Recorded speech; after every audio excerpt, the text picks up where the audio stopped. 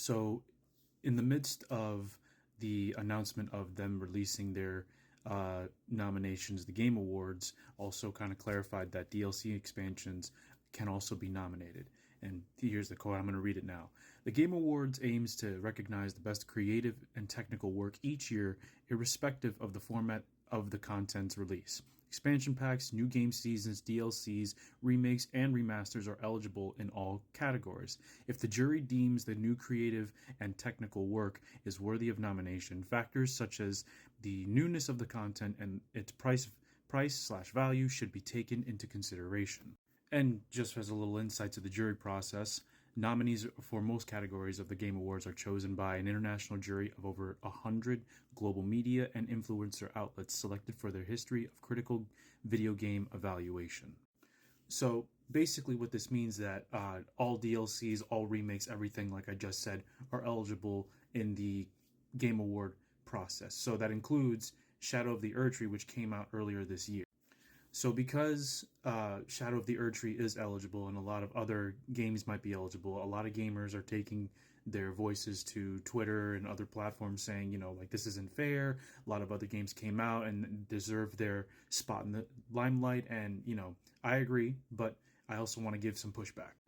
So the pushback is that specifically to Shadow of the Erdtree, something that is a game expansion that is that big and that massive deserves some sort of nomination. Now, they could have probably said, hey, we're going to make our own separate category of DLCs, remakes, remasters, seasons, what have you. Best new expansion, or I'm pretty sure they have like improvements to the game, something like Cyberpunk did with the release of Phantom Liberty.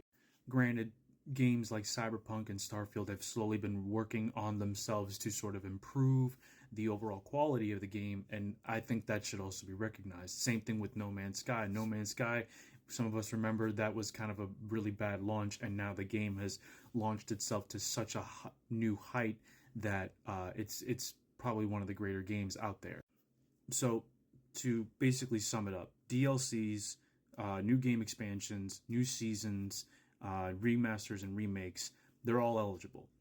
Now, the issue that we're facing is that, well, what's the margin for error? Where at what point do you say this game deserves it, this game does not deserve a nomination?